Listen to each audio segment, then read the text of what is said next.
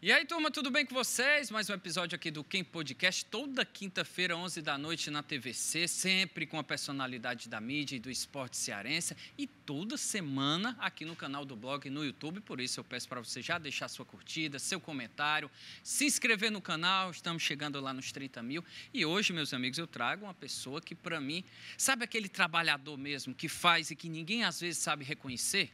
Mas aí ele está aqui. Fortaleza está lá em cima, graças a Vojvoda, sem dúvida alguma, Marcelo Paes.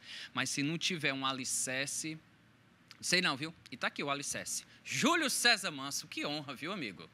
E aí, Kepão, tudo bem? Caraca, que massa. Prazer estar aqui, cara. Muito obrigado pelo convite. Você é um amigo, sem dúvida, amigo, pessoal aí de muitos anos. Colega, né? Sim, nós vamos falar. Tempos de federação, a gente aprendeu muito ali juntos. E feliz, né? Feliz pelo momento, não só do clube, mas pelo momento que a gente vive, assim, de uma forma geral. Mas feliz pelo convite. Falar do Fortaleza é sempre uma alegria para mim. Vamos falar muito de Fortaleza, de lance, Federação Cearense de Futebol. Verdade. Vamos falar. Meus amigos, antes eu vou fazer uma confissão aqui para vocês. Quando eu trabalhava no Sistema Verdes Mares, o Júlio trabalhava no Fortaleza já. E naquele período em que o Fortaleza passou uma dificuldade na Série C do Brasileiro, eu só não me lembro se foi no jogo pós contra o Brasil de Pelotas ou pós contra o Juventude. Você estava no Fortaleza contra o Juventude? Brasil de Pelotas.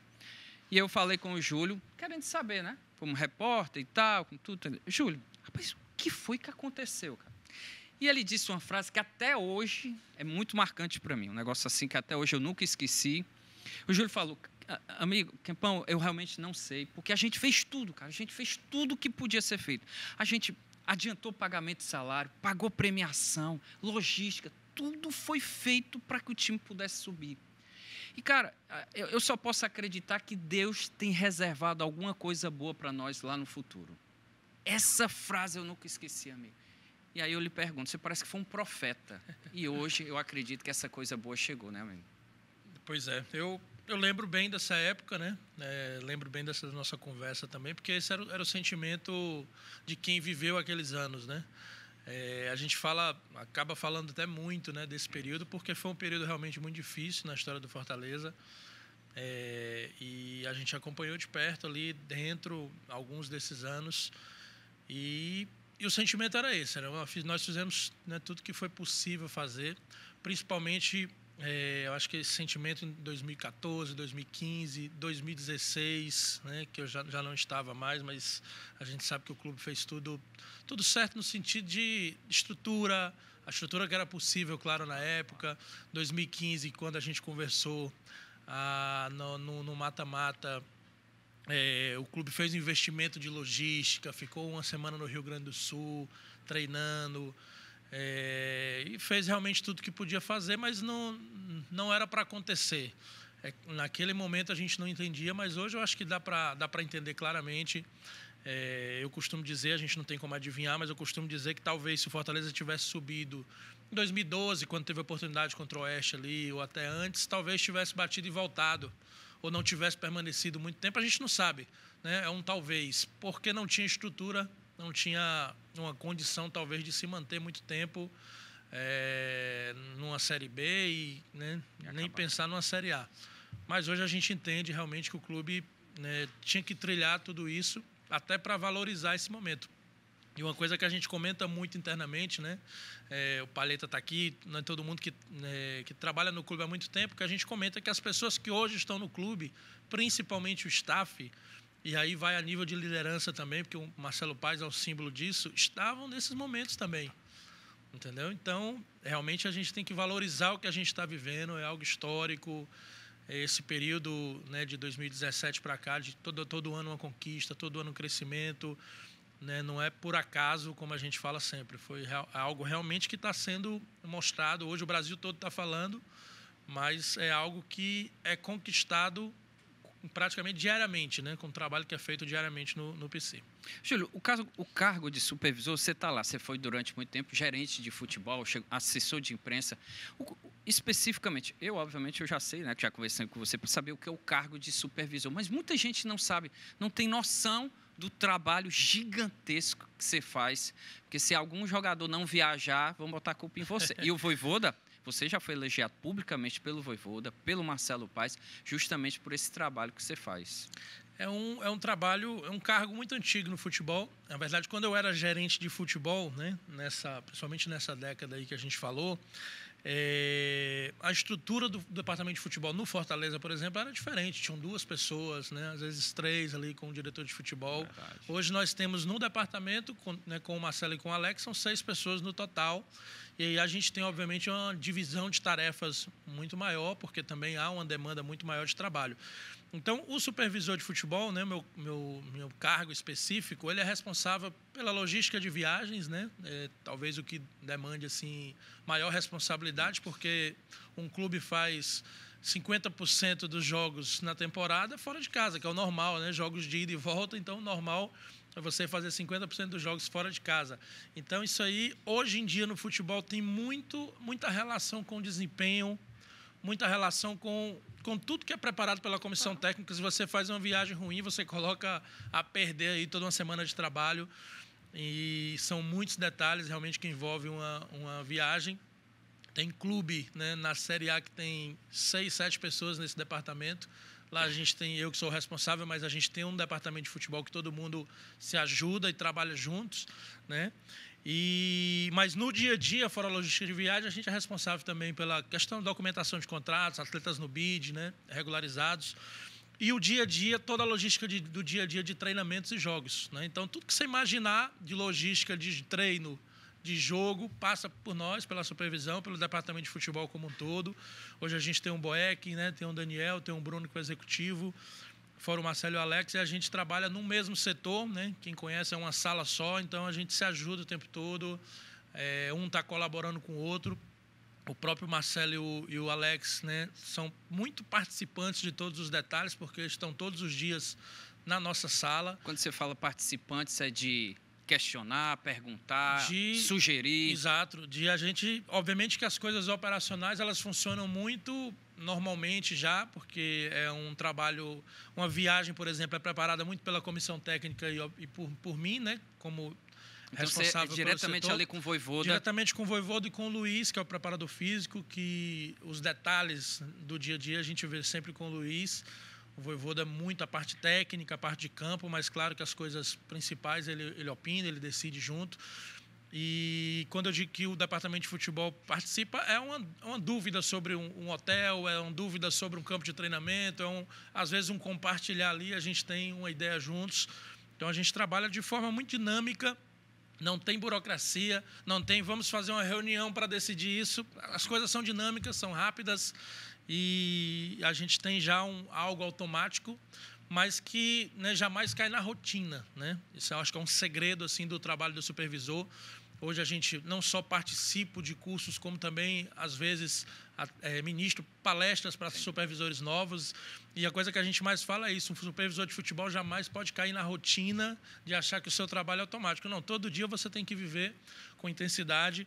Eu tava vindo no carro agora, vendo detalhes dos voos para a Sul-Americana, né, que a gente vai jogar contra o Corinthians. Tá tudo fechado? Tá, mas tem muitos detalhes ainda, claro. Obviamente tem muito tempo até lá. Então, a gente é o tempo todo vendo esses detalhes, onde a gente está, o celular não para, que é uma coisa normal. e esse é um trabalho que a gente faz no dia a dia. Júlio, eu acho que você poderia dar um exemplo muito bom. O Fortaleza passou agora, porque ele teve que ir para a Argentina, a Rosário, e depois foi lá para Bragança Paulista.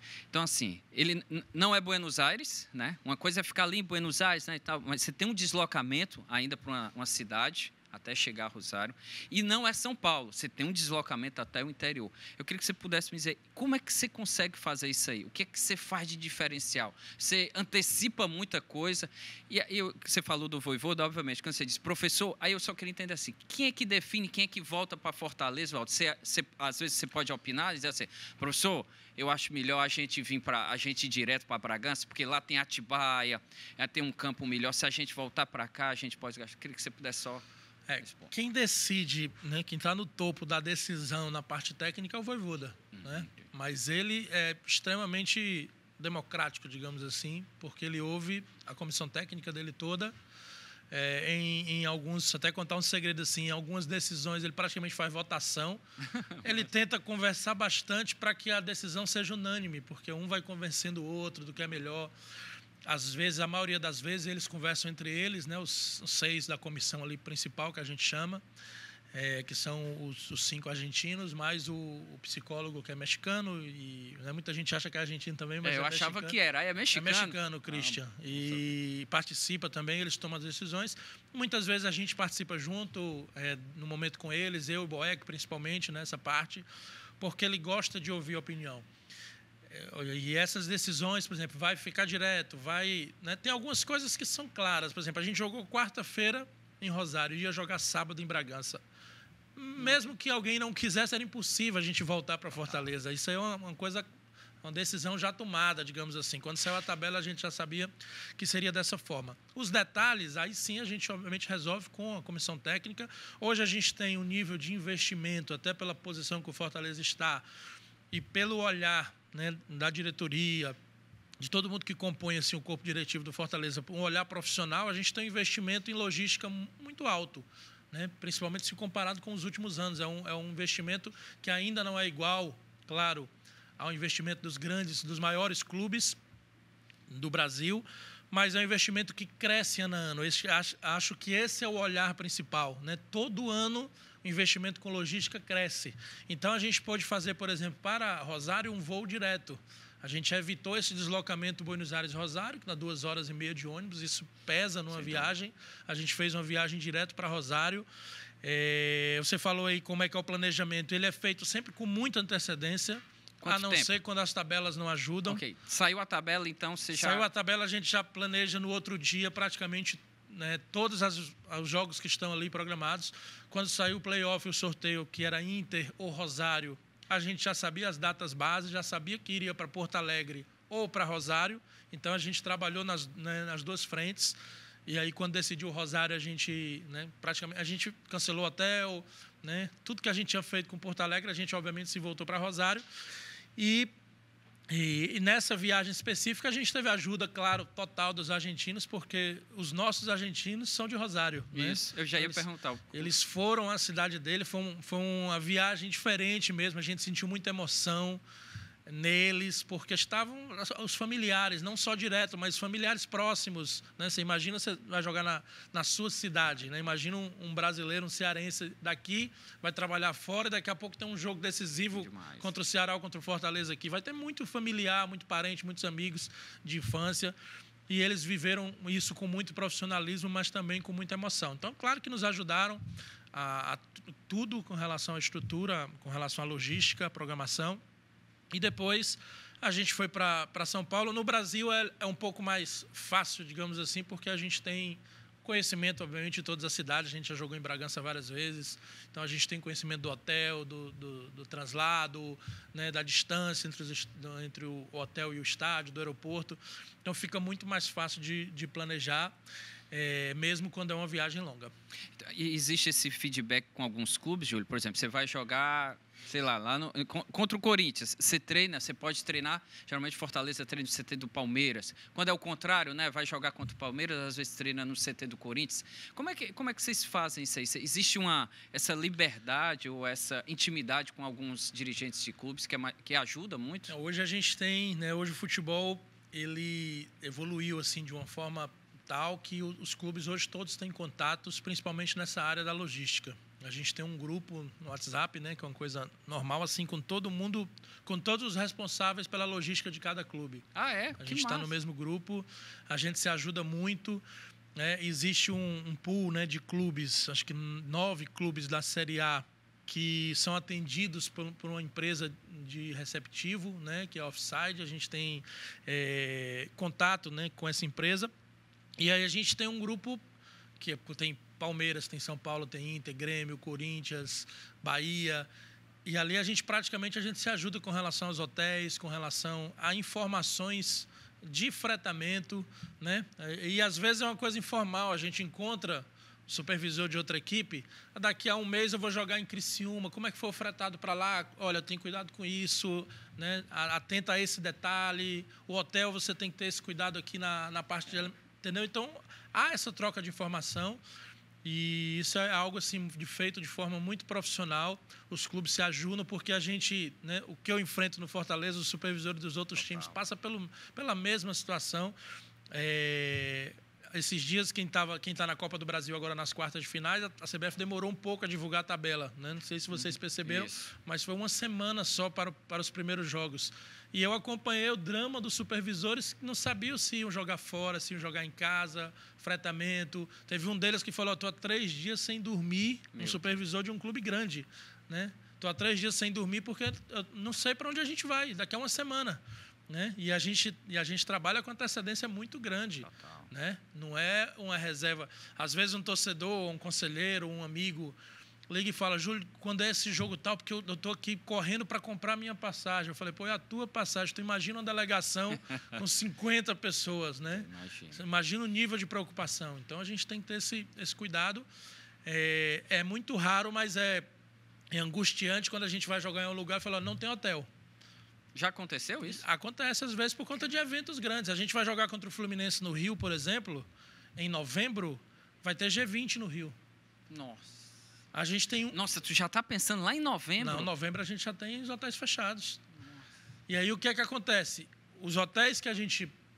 Porque há uma situação no Rio de Janeiro, né, um específico. No Rio de Janeiro a gente fica normalmente em Copacabana ou no Leme, porque fica mais próximo do aeroporto e mais próximo dos estádios. Na Barra a gente fica quando a gente precisa treinar. Então, esses detalhes eles são importantes. Então, você vai jogar no Rio de Janeiro e vai 2 dias antes, precisa treinar, vai ficar na Barra, porque é onde estão os campos de treinamento. Perfeito. Entendeu? Então, a gente fica na Barra. Quando não vai treinar, melhor ficar em Copacabana. É o que aconteceu esse ano. Esse ano a gente já foi 4 vezes, eu acho que ao Rio, porque teve a Copa do Brasil. E a gente ficou sempre ali em Copacabana, porque a gente sempre foi na véspera. Contra o Fluminense, a gente não tem hotel em Copacabana, porque todos os chefes de Estado, eu nem falei isso no clube internamente, estou contando aqui para você em primeira mão. Obrigado. Né? Mas todos os chefes de Estado vão ficar em Copacabana. Todos os hotéis estão assim com staff, você imagina, né? Os chefes de Estados e tudo que... Então, Copacabana está em novembro e a gente vai ficar na Barra. É uma adaptação. Mas isso em novembro. Imagina se não tem hotel na Barra. Aconteceu agora em São Paulo, né, não com a gente, mas com outros times, por conta dessa Copa do Brasil, não tinha hotel em São Paulo, na cidade de São Paulo. Então tem um clube que vai jogar a Copa do Brasil em São Paulo, vai ficar na cidade vizinha a São Paulo, em Embu das Artes. Isso acontece, né? É uma logística que o futebol ele não está acima.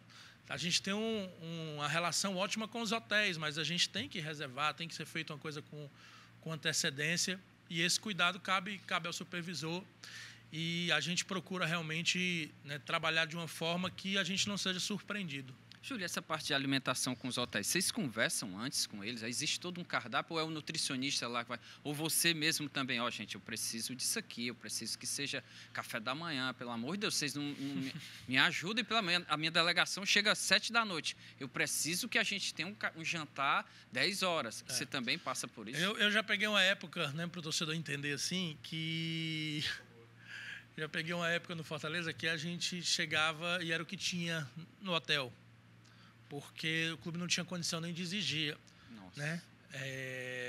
Normalmente, eu acho que já na minha época, teve um ano só que não, a CBF ela bancava esses custos de viagem na Série C, na Série...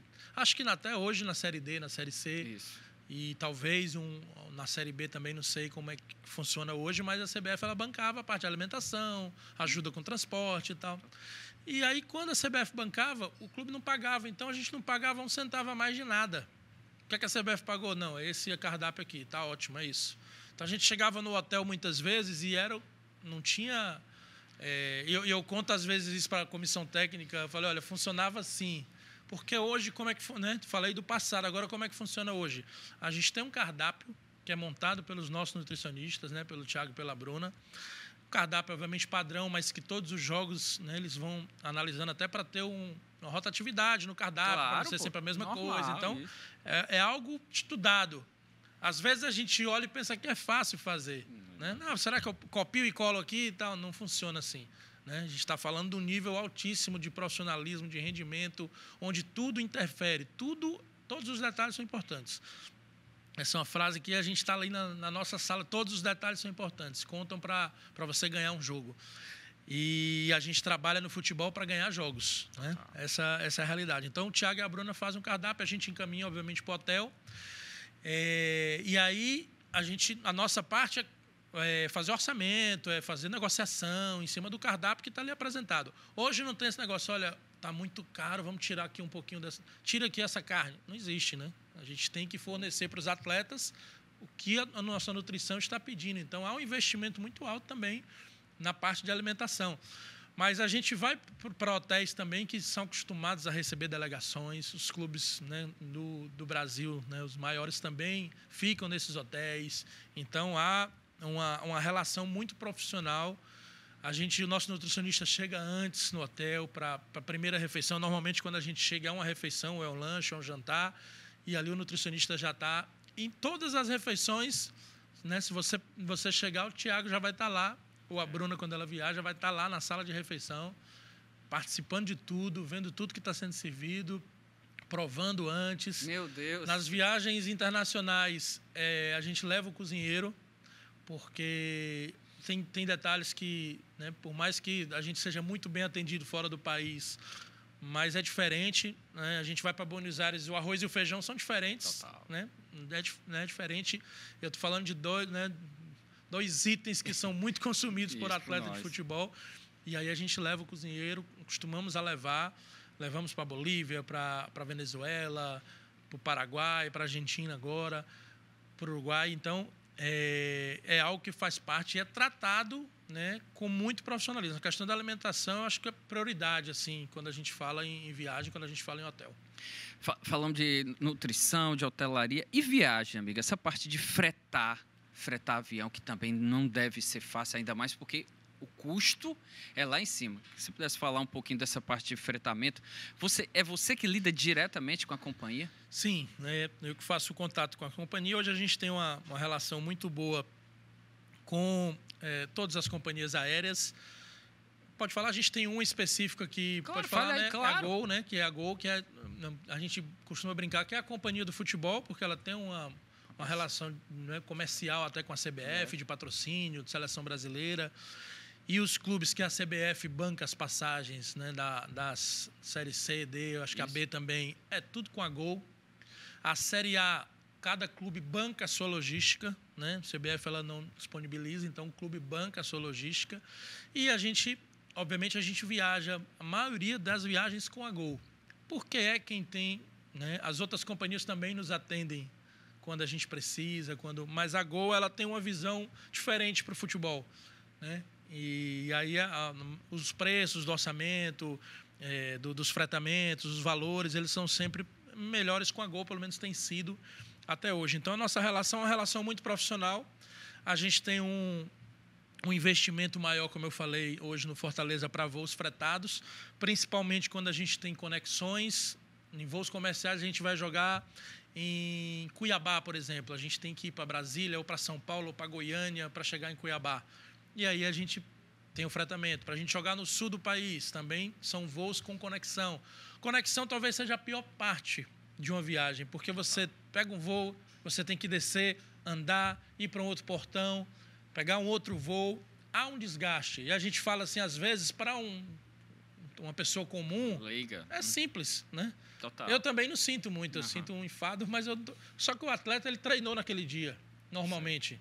Então ele teve o desgaste do treino, ele tem o descanso que faz parte daquilo, ele tem a alimentação que tem que ser no horário. Quando você faz voos longos, a alimentação fica prejudicada, você vai comer um lanche no avião ou no aeroporto, na conexão. Então a conexão é ruim. O que é que a gente pensou para esse ano e a diretoria, né? Marcelo, Alex, toda a diretoria do Fortaleza, vamos tentar acabar com as conexões. Então, a gente não acabou, mas a gente diminuiu bastante. Acho que esse ano a gente fez uma viagem com conexão e aí a gente fez de uma maneira muito profissional, tentando minimizar essas situações, mas os fretamentos eles funcionam normalmente para jogos assim. Quando a gente vai jogar em Salvador, no Rio, São Paulo, a gente tem feito os voos comerciais porque a gente tem os voos diretos e aí tem clubes no Brasil, né? Acho que talvez uns 5 ou 6, que fazem 100% dos voos fretados, mas a distância deles é muito menor. Isso é um fator decisivo na questão do valor, enfim, de tudo que é investido.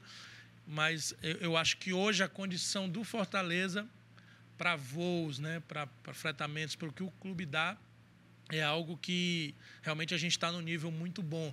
E é reconhecido isso internamente, assim, pelos jogadores, pela comissão técnica. São muito gratos à diretoria porque é um investimento que muitas vezes o clube não consegue fazer. Total. Né?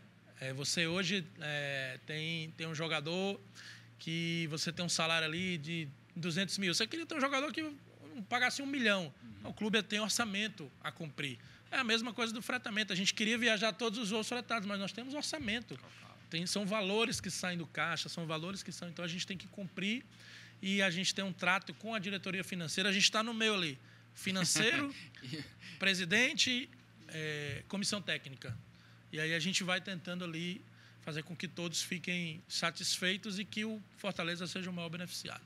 Júlio, você falou aí da diretoria financeira, Marcelo Paz e tal, futebol. Ter o Marcelo Boeck, um ex-jogador, identificado com o clube, ajudou ali o departamento de futebol para vocês? Demais. O Boeck trouxe visões assim para a gente e a gente já estava, né? Por exemplo, eu e o Daniel, a gente já estava há bastante tempo ali no departamento de futebol. Na época que o Boeck veio para o futebol, a gente tinha um Papelim, que também tinha uma experiência enorme. Total. Né? Mas quando o Boeck chegou, ele, né, ele chegou assim de uma forma tímida, porque já sabia que o time funcionava bem fora de campo. Total. Mas ele se sentiu, né, totalmente abraçado, porque a gente deu muito espaço para ele colocar as ideias. E ele trouxe uma visão do que o jogador sente, do que o jogador pensa sobre muitas situações. E aquilo ali impactou a gente em coisas que a gente não percebia. Né? Eu vou te dar um exemplo assim, de dia a dia. A gente tem no PC, quem conhece o PC, a gente tem no campo, ao lado do campo, tem um corredor de acesso, né, que as pessoas passam ali a pé. Do outro lado tem um corredor que dá acesso ao vestiário, né? Em função das obras hoje até tá, mas antes era um corredor que as pessoas passavam. E o Boeck falou, olha, pode parecer uma bobagem, mas as pessoas que passam ali, às vezes passam falando alto, às vezes passam na hora do treino, tira a atenção do jogador. Caraca, que massa. Então o jogador está aqui no campo, daqui a pouco tem uma parada, o treinador está falando, tem alguém conversando do lado aqui, ou passando mesmo, um monte de gente, e aí o cara está olhando para lá. O cara está vendo quem é. O cara está sendo chamado a atenção de alguma forma. Então a hora do treino, meu irmão, é a hora... O Vojvoda fala muito isso, até nos jogos, né?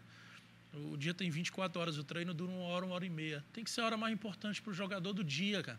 Aquela 1 hora e meia, ele não pode pensar em mais nada. As 2 horas que ele está jogando é a coisa mais importante da vida dele. São aquelas 2 horas do jogo.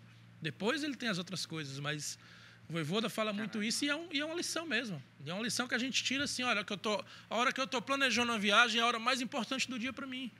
Então eu tenho que estar ali em minha concentração total, não posso, tenho que ter o checklist, tenho que pensar em tudo. E aí o Boeck trouxe essa visão. Isso faz a diferença para o jogador. Então vamos diminuir aqui esse acesso. A hora do treino tem que estar aqui fechado por isso, por aquilo. O acesso é em outro momento, porque a maioria do dia está livre ali. O campo não está tendo treino. Então só naquele momento do treino se fecha, né? Se organiza melhor. Coisas básicas de viagem, de concentração, né? Então essa visão dele, por ter sido, né, por ter feito a transição assim muito próxima. Um dia ele era jogador, no outro dia ele estava com a gente no departamento de futebol. Hoje ele já tem uma experiência até nessa função também, né, que está até fechando o seu 2º ano.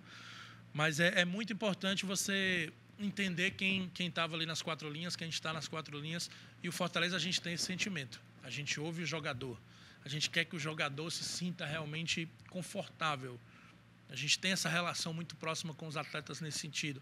Não é do jeito que o atleta quer. Né? O atleta ele não toma as decisões, por exemplo, o dia da viagem. Não é o atleta que tem que decidir, é a comissão técnica. Né? Quem está preparado para decidir é a comissão técnica. Mas vamos ouvir o que vocês acham. Por que não é melhor assim? Então a gente tem conversas, né, eu e o Boeck principalmente, com os jogadores sobre muitos temas.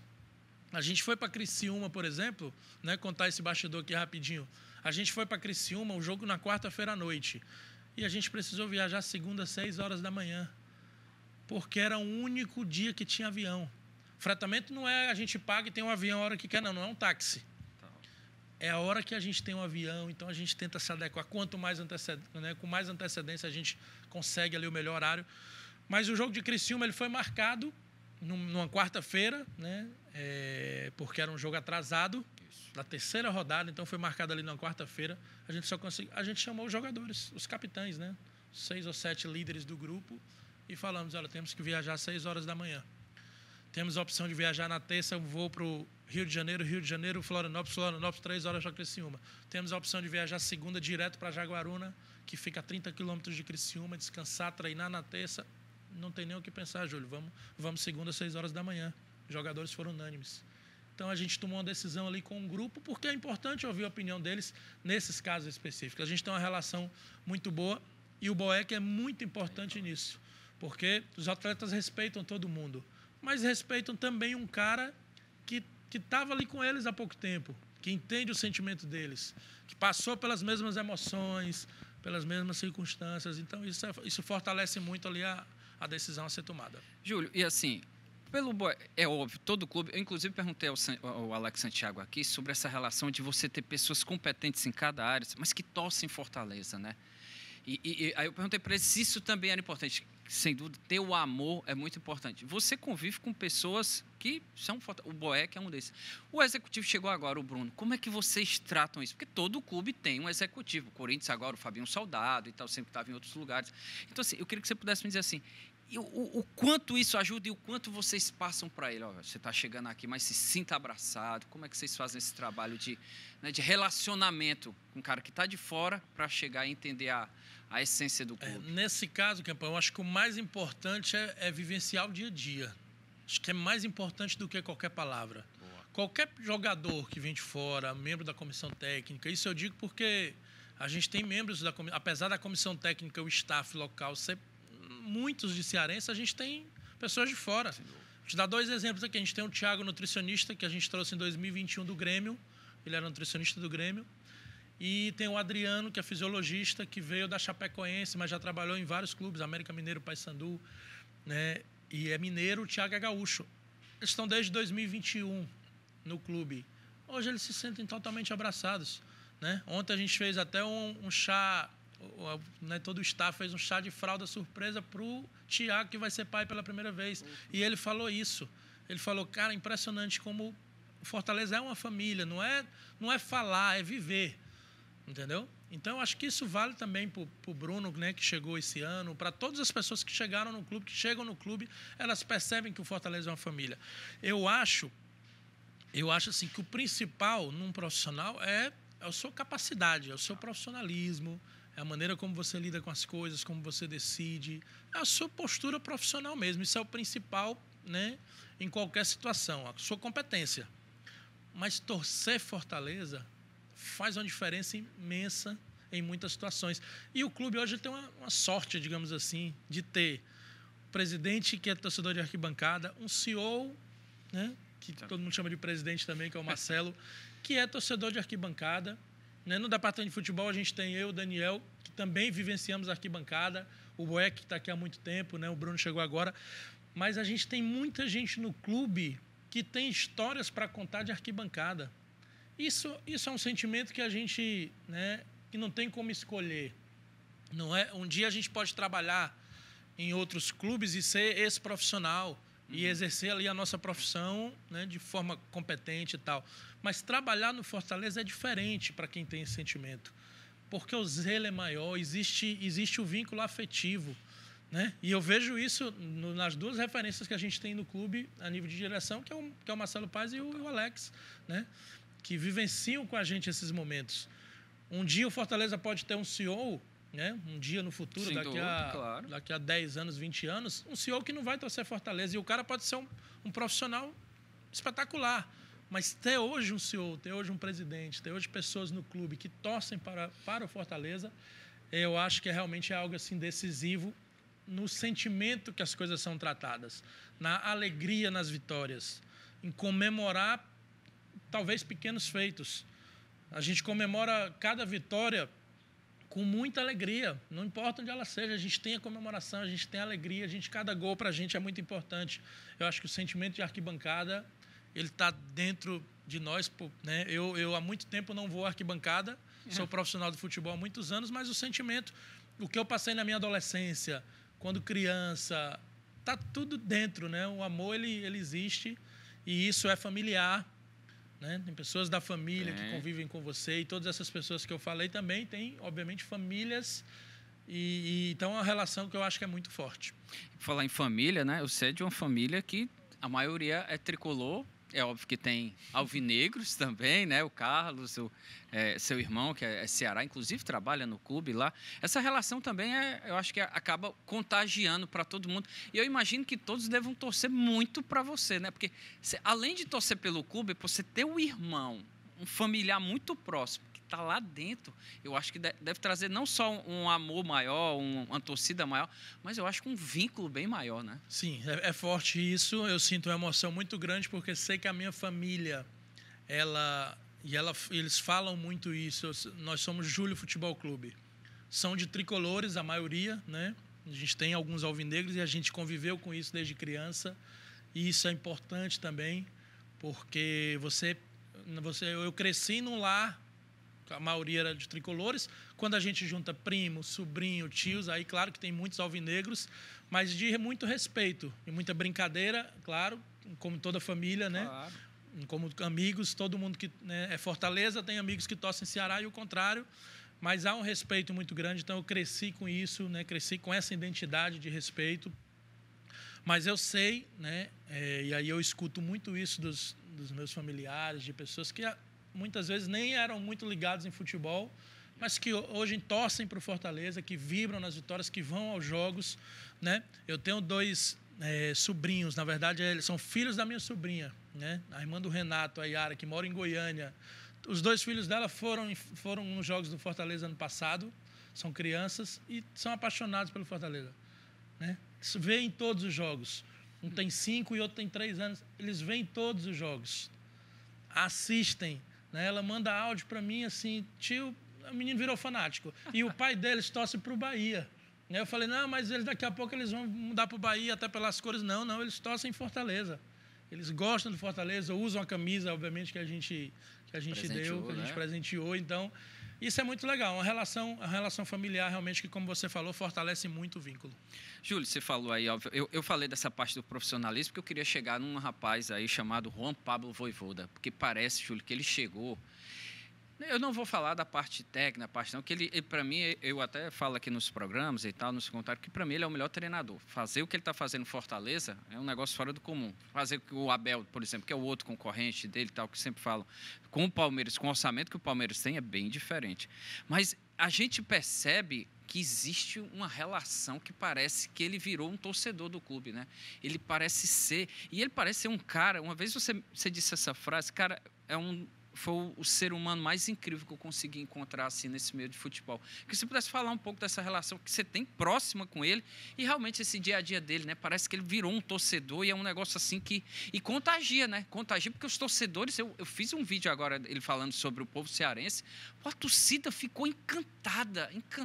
Ele se emociona falando do cearense. Então, eu queria que você pudesse falar sobre isso aí também. Eu vi o seu vídeo e realmente repercutiu muito. E aquilo ali é o Vojvoda na essência dele, né? O Paes tem uma frase sobre o Vojvoda, né, um conceito que eu acho que é um ser humano raro. Ele é muito diferente, cara. A comissão dele, a comissão toda é impressionante, mas especificamente assim, ele é um cara profissionalmente extremamente exigente. As pessoas não se enganem, ele exige, cobra com muita educação. Ele já me deu alguns conselhos e algumas broncas, mas sempre assim com muita educação. Teve um episódio com ele, por exemplo, que ele falou alto um dia sobre algo que agora eu não vou lembrar o detalhe. Falou alto, falou. Aí saiu da sala. No outro dia, quando eu cheguei, falou, cara, o Vojvoda tá te chamando na sala dele. Acho que eu nem contei isso pra ninguém assim. Aí eu cheguei na sala, ele falou, só eu e ele falou, olha, quero lhe pedir desculpa pela forma como eu falei ontem. Eu falei, não, professor, que forma, não? Professor, você falou como você tinha que falar e eu agradeço, porque a gente tem que ouvir também. Realmente isso tem que melhorar, essa situação que você tocou e tal. Mas o que eu fico assim, impressionado é com o cuidado dele no outro dia de chamar para pedir desculpa numa situação que nem precisava. Né? Porque ele é, pelo lado profissional, extremamente exigente. Mas é um cara cordial, educado e extremamente emotivo em tudo que faz, né? Verdadeiro. E eu acho que isso ganha demais todo mundo. Né? Todo mundo que convive com ele, né, tem essa admiração, porque percebe realmente que é algo ali dele, da pessoa. E isso inclui os atletas também. Né? Ele toma decisões, muitas vezes, que desagradam o atleta. O atleta quer jogar o tempo todo, o atleta não quer sair do jogo, isso é uma coisa normal deles, né? E acho que tem que ser assim mesmo. O jogador não pode ficar jamais acomodado. O jogador está incomodado ali de não jogar. E percebem no Vojvoda uma lealdade. O porquê das decisões. Tem que tomar decisão. Só vão jogar esses, os outros, entendeu? Isso é em qualquer lugar, é da profissão deles. Mas percebem algo verdadeiro. A relação dele com os funcionários do Fortaleza é algo assim impactante. Porque ele vive realmente o clube. Eu tive um privilégio, quando ele chegou em 2021... Ele chegou e morou no PC, né? Morou o ano de 2021, de maio a dezembro, ele morou no PC. Eu tive o privilégio de conviver muito com ele nessa época, porque eu morava, na época, ali na Parangaba. Então, ele não tinha carro ainda, ele só comprou um carro mesmo depois de muito tempo. Então, todos os jogos, quando terminava o jogo no Castelão, eu esperava e levava ele ao PC. Todos os jogos. Era algo assim da nossa rotina. Né? E, às vezes, ele se preocupava. Não, eu pego um táxi. Professor, eu estou aqui. Então... acabei, né, estreitando a relação com ele. É claro que o dia a dia nos fez mais próximos também ainda, mas ele entende hoje como funciona o Fortaleza, ele gosta da cidade, ele gosta das pessoas. Aquilo que ele falou realmente é o que ele pensa. E a gente tem um privilégio, porque além de um cara ser tudo isso, é um cara extremamente competente, como você falou. Né? Um cara inteligente, um cara que trabalha. Ele, quando a gente está numa viagem, a gente não sente ele relaxado. E isso é algo que, às vezes, até... professor, mas ele é o tempo todo pensando no jogo. Então, o jogador, ele está... Contar aqui um bastidor. A gente está no café da manhã. Então, ele chega para o jogador tomando café, às vezes fala, passa ali na sala de vídeo, depois do café. Então, ele pega o jogador individualmente na sala de vídeo. Né? O Palheta está rindo porque é uma coisa que a gente presencia. É uma coisa que faz parte da rotina dele. Né? Dar ali o máximo de informação para o jogador, conversar, estar sempre com o seu caderno anotando as coisas, com a sua tática, com a parte de campo. Mas é algo que a gente admira, cara. A forma como ele trata os torcedores também, que ele respeita. Qualquer lugar que a gente vai. Teve uma época no 2021 que ele ia a pé ali para o Norte Jockey, né? Que é o shopping ali ao lado do PC, ele ia a pé. E aí, daqui a pouco, ele começou a perceber que não dava mais, né? Começou a ser filmado, foi filmado vendo um racha ali dos funcionários, que é famoso esse vídeo. É famoso esse vídeo, aí ele começou a perceber que não dava. E hoje, qualquer lugar que ele vai... A gente estava há umas 2 semanas no lançamento de uma revista que o Paz foi capa, né? E ele foi, né? E ali tava muita gente que não é do futebol, é da sociedade, são empresários. Atendeu todo mundo. Tinha um argentino, um senhor, que foi conversar com ele. Ele conversou 30 minutos com esse argentino, com um senhor de idade, contando histórias lá de Rosário. E ele... Muito legal, cara. É um cara realmente que vale a pena conhecer. Quem tem intimidade, quem conhece, os funcionários do clube, são privilegiados. Né? Em 2021, por exemplo, contar só para finalizar essa resposta com o bastidor, em 2021 eu chegava no clube muitas vezes para deixá-lo depois do jogo e o pessoal da cozinha tinha uma janta preparada para ele, né? Porque ele morava sozinho no clube. O clube ninguém mora no PC, então ele morava sozinho. E aí, professor, não, Júlio, você está cansado, pode ir para casa, você quer companhia para jantar? Não precisa. Às vezes eu ficava, mas muitas vezes não. E aí ele chamava o porteiro, que era o único cara que estava ali, o vigia, né, para jantar com ele. O porteiro às vezes ia abrir lá a cozinha e tal. E teve um dia que um dos porteiros falou, ele me chamou para jantar, o que eu faço? Jante com ele. Jante com ele, entendeu? E aí conversava com o porteiro, perguntava você assistiu o jogo, o que você achou? Então, realmente é um cara fantástico. A gente tem um privilégio de ter Juan Pablo Vojvoda na nossa história. Rapaz, eu fico só imaginando assim, eu espero que ele continue então no clube muito tempo, né? Porque vai ser até difícil quando chegar outro, porque parece que ele subiu o patamar, não só tecnicamente, eu acho que isso é indiscutível, é o maior da história do clube, mas eu acho que a relação, né, de funcionários, né, vai deixar assim uma lacuna incrível, né? Por ter se tornado uma pessoa... Ele parece ser íntimo, né, das pessoas, né? Virou uma pessoa... Tem essa relação, Ontem eu falei aqui do chá de fraldas, né, do Thiago. Ontem ele apareceu lá. Estava lá, o staff, a comissão, a gente lá se divertindo, conversando. Ele entrou na sala, conversou, parabenizou o Thiago, a esposa do Thiago, sentou, comeu salgado, bateu papo. Então, ele é um cara simples, cara. Um cara extremamente simples. Agora, tem uma coisa profissionalmente que... Tem muitas coisas, cara, que ele nos ensinou, mas eu vou dar um exemplo aqui de como é a cabeça dele. Em 2021, a gente foi 4º lugar. Pô, teve comemoração, teve alegria. A gente tá no ápice, meu amigo. Libertadores ano que vem. E aí eu lembro que... alguns dias depois, ele me chamou, né? A gente estava finalizando ali o ano para viajar, de férias e tal. E aí ele me chamou no campo, me chamou ali na sala, vamos ali no campo. Aí a gente chegou, ele falou, o que é que a gente...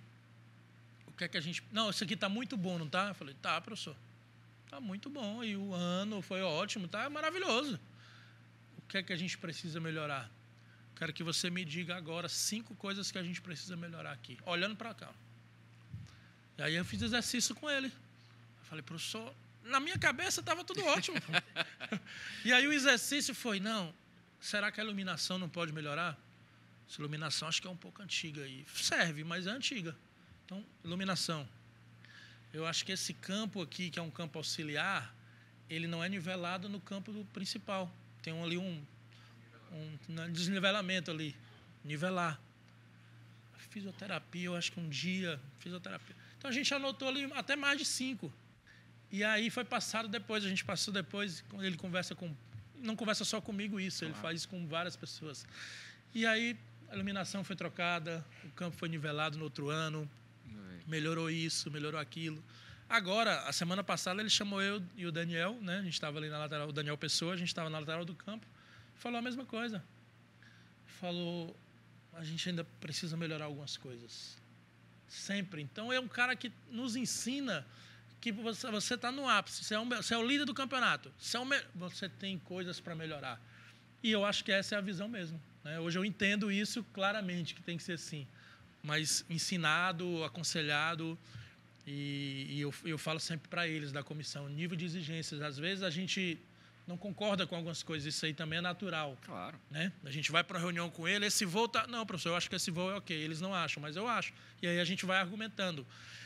Mas o nível de exigência eleva o clube. Né? Eleva o clube e isso a gente não está onde está por acaso. É o famoso não ficar na zona de conforto. Ele Exato. Parece que não fica, né? Ele sempre fica, quer jamais. crescer.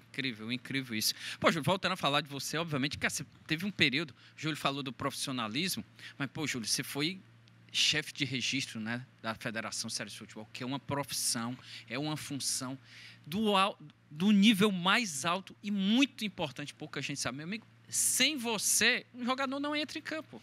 Sem você, sem o trabalho do chefe de registro lá, de colocar no BID. Então, assim, foi uma função muito grande. Eu queria que você pudesse falar um pouco disso aí, porque você mudou, inclusive, a história do Departamento de Registro da Federação Cearense de Futebol. Em 2009, né, na minha primeira saída, eu tive 2 saídas do Fortaleza. Em 2009 foi a primeira, eu fui convidado pelo Mauro, né, Carmélio, que naquela época ele foi eleito presidente, mas ele só iria assumir em janeiro de 2010. Isso era julho de 2009. Fui convidado para integrar a equipe de transição dele, né? Então eu fui junto com outras pessoas, a gente montou a equipe de transição e teve um problema no registro de algumas atletas do Caucaia que jogavam o campeonato feminino na época, elas não estavam no BID, acabaram de jogar o campeonato brasileiro sem estar no BID. Foi um problema que aí o presidente na época, né, que era o Mário Degésio, chamou o Mauro e falou, antes de você assumir, já assume o registro. O setor de registro é seu, porque... E aí o Mauro me pediu, né, já que eu já vinha de clube também, tinha essa experiência, e a gente organizou ali a parte de registro. Eu lembro que a gente mudou toda a equipe, né, ficou eu, e 3 pessoas, 3 funcionários que até hoje estão na federação, Gerlânia, né? Que é a Tati. A Gerlânia veio para a federação nessa época e hoje é diretora de registro, até desde essa época ela é diretora de registro. E a Cíntia também veio para trabalhar com a gente, hoje é diretora financeira da federação. Então, equipe de qualidade, digamos assim. E ali foi a época que a CBF também saiu do papel e começou a transformar no online. Hoje, para registrar um jogador, é 100% online o sistema, tudo, né? Documentação, assinaturas, contrato, boletos, taxas, tudo 100% online. Antigamente não, até 2010 você tinha que ir na federação da entrada em contrato. Era uma coisa, hoje a gente pensa assim, muito arcaico, mas era assim que funcionava. Época de fax, né? Eu acho que tem a geração. Se eu perguntar para a Maria, minha filha, ela não sabe o que é fax, né? Não, total. Pô, chance é zero de saber, né? E aí tinha muito isso. Então foi uma época que a gente realmente. Eu curti muito, porque foi um processo assim, de revolucionar mesmo ali o setor, de mudar, de melhorar. Tenho muito orgulho desse trabalho. A minha segunda passagem na federação já foi na área de competições, né? Que é uma coisa também que eu gosto muito, gostava de exercer, que foi ali como gerente de competições. E foi um período, Campão, que a gente, né, a minha ideia assim, de ir para a federação na época, eu lembro que era, eu quero entender como funciona. Eu tenho uma visão de clube. Naquela época eu tinha uma visão só do Fortaleza. Então, o meu receio era, posso passar 40 anos no Fortaleza e ser feliz, como muita gente faz. Mas eu queria ter uma visão diferente, assim, como é que as coisas funcionam.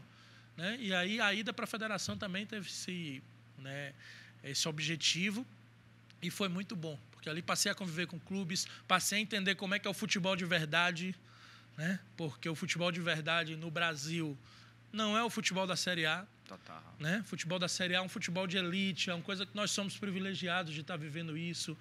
E eu falo muito isso no clube. Você trabalha com futebol no estado do Ceará, sinta-se feliz de estar no Fortaleza, de estar no Ceará, que tem também uma estrutura enorme, é um clube grande, porque os outros sofrem mesmo de dificuldade de orçamento, mas são profissionais do futebol, são batalhadores, são pessoas que fazem o futebol cearense também caminhar. E conviver com eles, né, na época da minha federação realmente me fez crescer e me fez valorizar sempre, né, cada feito. Eu acho que eu também, quando passei pela federação, eu tive essa visão. É impressionante. A gente muda o conceito que a gente tem do futebol em muitas coisas. Eu acho que, e você, quando a gente falou de profissionalismo, o seu profissionalismo, né, foi elogiado, inclusive, por dirigentes do Ceará, né? O Ceará, muitas vezes, nosso querido Sérgio Costa, que gostava inclusive o Sérgio Costa hoje está na federação, para você ver como são as coisas, né? Você sofreu muito lá, porque você, querendo ou não, você tinha uma ligação com Fortaleza. Tem um episódio, né, que é citado, está no site da federação até hoje essa nota, né? Em 2013, estava na federação, tranquilinho, né? Aí o Fortaleza viveu uma crise, acabou mudando o departamento de futebol todo. E aí eu fui convidado, na época, pelo Daniel Frota, né, para voltar ao Fortaleza. Né? E aí o Mauro, que era o presidente da federação, falou, vai emprestado, né? Brincou, né? Vai emprestado e volta. Isso era agosto de 2013.